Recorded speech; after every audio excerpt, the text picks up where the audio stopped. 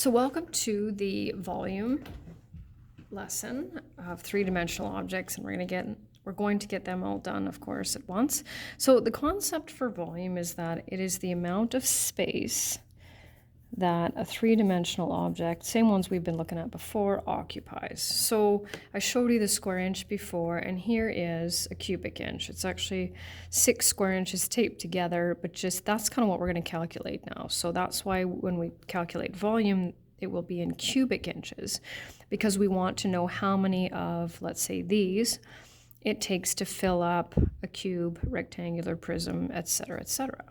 So the formulas, of course, are there for you. And just like when we calculated surface area instead of SA, I'm going to need to see the same type of step. So to calculate the volume of cube, we take the side length and cube it. So V equals 5.4 cubed.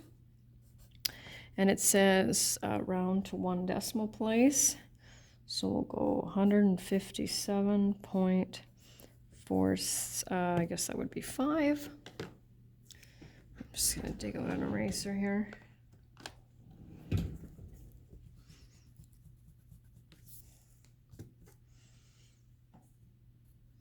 Cubic centimeters.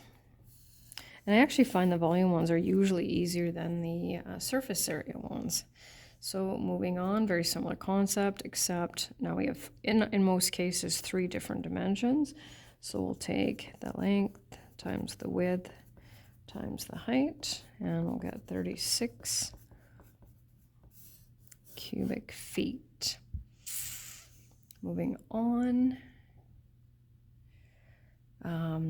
Actually, I know this isn't the one from your notes, so this one's not going to work. So I'm going to cross it off and put the dimensions that I know are in the example.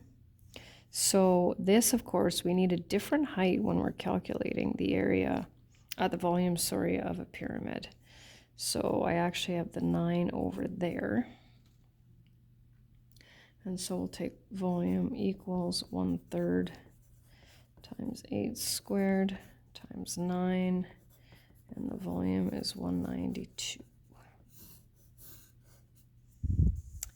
And then the last one on this one is the cylinder, and you just have to watch out, just double check. If you're unsure, if you think it could be the diameter and the radius, just ask. Normally, if they give you the diameter and the number is kind of across the center of the circle, it means it's the diameter, but I can always help you out with that. So volume equals pi times 4.25 squared times 30.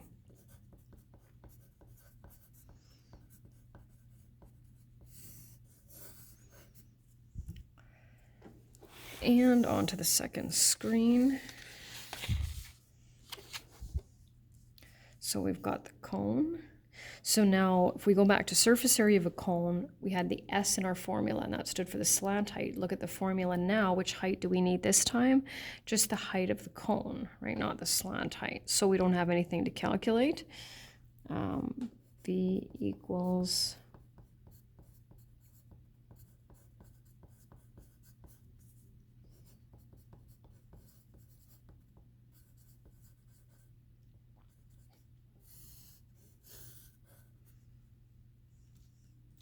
and last but not least, for the sphere, so 4/3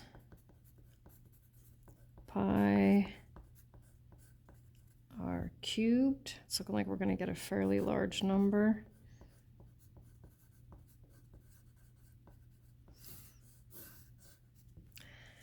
And then I just have a couple of examples of calculating the volume of composite objects. I'll just zoom in a little bit here, just so you can see it a little bit better. So the neat thing is that once we've finished calculating the surface area, students sometimes immediately think, oh, we have to deal with overlap again. But if we think about it, right, if we want to fill using these, right, using these cubic inches, a three-dimensional composite object, we don't need to worry about overlap because the overlap is 2-dimensional. So that's the nice thing.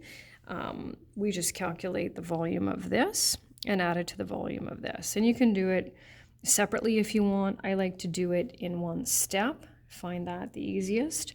So it doesn't matter which one you do first. So the substitution step.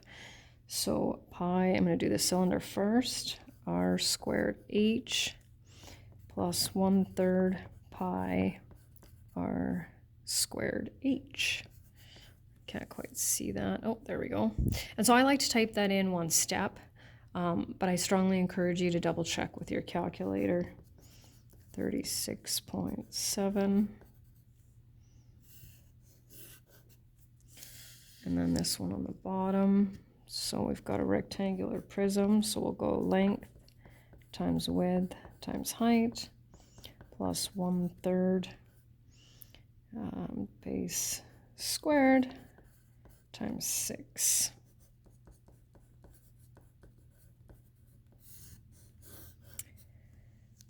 And that's the end of that lesson.